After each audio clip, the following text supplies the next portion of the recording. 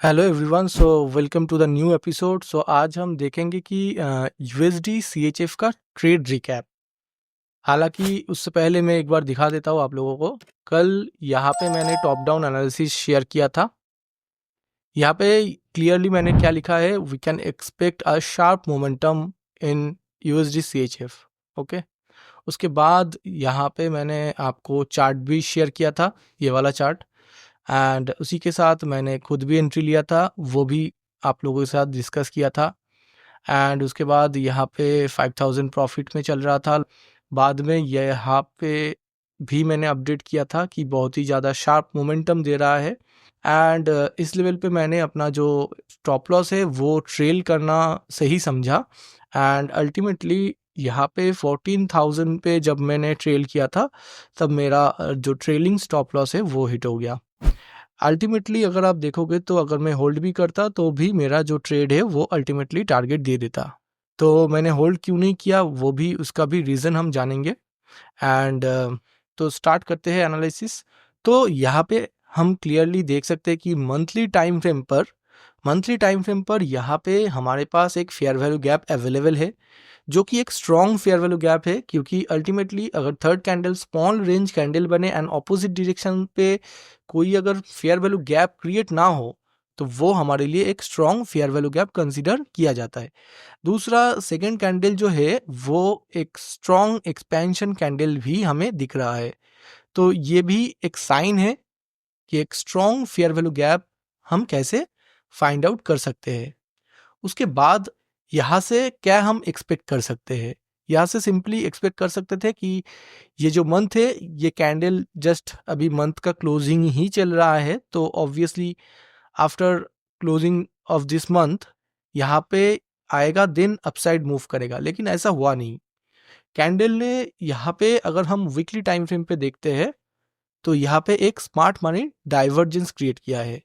And ये जो smart money divergence है, इसी वजह से प्राइस फेयर वैल्यू गैप पे ट्रेडिंग करने से पहले ही अपसाइड जा सकता है। अभी तो मंथ का क्लोजिंग नहीं है, तो ऑब्वियसली हमें वेट करना है। तो यहाँ पे जो ये एसएमटी क्रिएट हुआ है, तो इस वजह से हम यहाँ से एक ट्रेड लेने के लिए सोच सकते थे। लेकिन एसएमटी भी एक मेजर लेवल पे क्रिएट होना चाहिए। मेजर लेवल जैसे कि कोई फेयर वैल्यू गैप या कोई भी स्विंग लो या swing high, major previous swing high.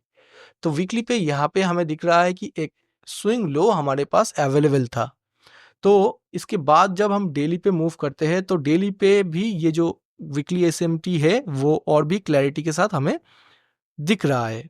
उसके बाद हम 4 आवर पे मूव करते हैं एंड डेली पे यहाँ पे कोई फेयर वैल्यू गैप नहीं है जिसके थ्रू हम ट्रेड ले पाए। तो उसके बाद जब 4 आवर पे हमने मूव किया, तो हमने देखा कि यहाँ पे 4 आवर पे भी एक फेयर वैल्यू गैप के साथ एसएमटी क्रिएट हुआ है। ठीक है, एंड एसएमटी मतलब यहाँ पे अगर यूएसडी सीएचएफ का चार्ट आप देखोगे, सॉरी यूएसडी सीएडी का चार्ट अगर आप देखोगे, तो यहाँ पे भी आपको 4 आवर टाइम फ्रेम पे एसएमटी होते हुए दिखता। ठीक है, तो ऑब्वियसली बात है कि यहाँ से हम अपना ट्रेड एग्जीक्यूट कर सकते थे। लेकिन जब मैंने 15 मिनट पे मूव किया तो उतना ज़्यादा खास मुझे कुछ दिखा नहीं। तो इसलिए मैंने एक बार 1 आवर भी चेक कर लिया कि ऑपोजिट डायरेक्शन से कोई फेयर वैल्यू गैप बन रहा है कि नहीं, ताकि कोई भी फेयर वैल्यू गैप नहीं रहना चाहिए जो कि प्राइस को अपसाइड जाने से रोक सके। तो 1 आवर एंड 4 आवर मैंने चेक किया, तो 1 आवर पे भी मुझे ये जो एसएमटी है वो बहुत ही क्लैरिटी के साथ दिख रहा था, जो कि 4 आवर फेयर वैल्यू गैप के ऊपर ही क्रिएट हुआ है। अभी एसएमटी अगर कोई की लेवल के ऊपर होता है, वो बहुत ज़्यादा हाई प्रोबेबल होता है, इसलिए मैंने 5 मिनट पे मूव किया।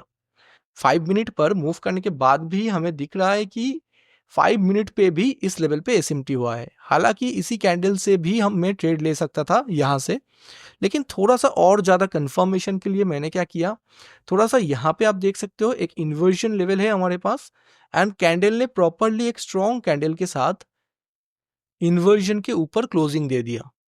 तो यहाँ से मैंने बहुत ज़्यादा कंफर्मेशन मुझे मिल गया कि अगर इन्वर्जन मतलब फेयर वैल्यू गैप, जो बियरिश फेयर वैल्यू गैप था, जो कि रिटेलर्स को मैनिपुलेट करने के लिए क्रिएट किया गया था, उसी बियरिश फेयर वैल्यू गैप को डिसरेस्पेक्ट करते हुए प्राइस जब अपसाइड मूव दे रहा है एंड इतना ज़्यादा स्ट्रॉन्ग कैंडल के साथ क्लोज कर रहा है, तो उसके बाद मैं बहुत ज़्यादा कन्फर्म हो चुका था एंड यहाँ पे हमने नोटिस किया एक ब्रेकर भी क्रिएट हुआ है लोअर टाइम फ्रेम पर।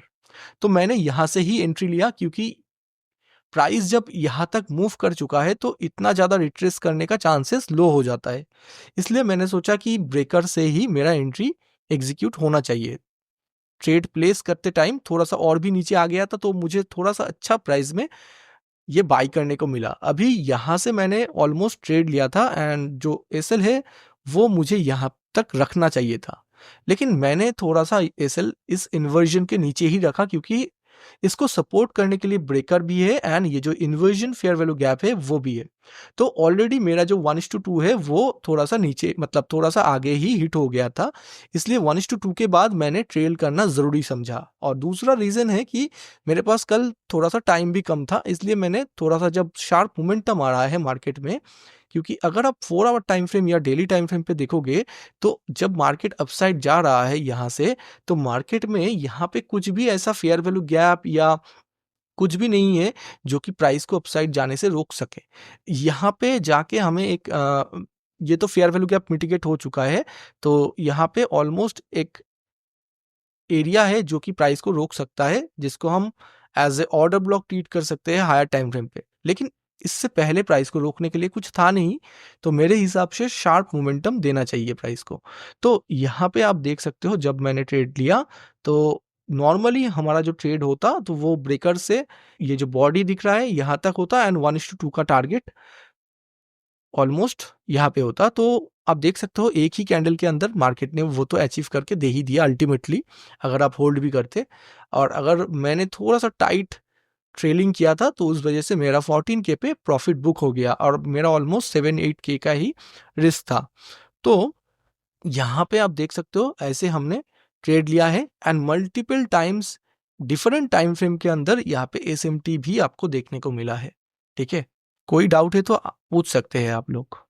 कोई कुछ पूछना है इस ट्रेड के रिलेटेड ओनली? शार्प मूवमेंट का कारण अगर बता देते थोड़ा। मैंने अभी बताया कि ये डेली या 4 आवर टाइम फ्रेम पे अपसाइड में प्राइस को रोकने के लिए कुछ भी नहीं है, एटलीस्ट यहाँ तक। कोई भी ऐसा फेयर वैल्यू गैप या ऑर्डर ब्लॉक या ऑर्डर फ्लो अपोजिट डायरेक्शन में नहीं था जो कि प्राइस को रोक सके। आप अगर डेली पे भी देखोगे तो देखो डेली पे भी कुछ ऐसा कुछ नहीं दिख रहा है जो कि अनमिटिगेटेड है। यहाँ पे देखो इसको आप एक ऑर्डर फ्लो बोल सकते हो, लेकिन ये तो मिटिगेट हो चुका है। तो अल्टीमेटली ये जो सारे हाईज है इसको प्राइस बहुत ही फास्ट ग्रैब कर लेगा, यही मेरा एक्सपेक्टेशन था। ठीक है? ठीक है। प्रदीप बोल रहे हैं सर, एक चीज पूछ सकते हैं? हाँ बोलिए। हाँ, बोल रहा सर, ये फेयर वैल्यू गैप पे एसएमटी हुआ है इसलिए आपने ट्रेड ले लिया, अगर एसएमटी नहीं होता तो फेयर वैल्यू तक आने के लिए वेट करना पड़ता। वैसे देखिए, वैसे यहाँ पे ऑलरेडी फेयर वैल्यू गैप को टच करते हुए ही प्राइस अपसाइड जा रहा है। ठीक है? तो उस केस में थोड़ा सा ज्यादा कंफर्मेशन के लिए वेट करता मैं और भी। ठीक है? ओके। और दूसरा एक ट्रेड भी मैं डिस्कस कर देता हूँ।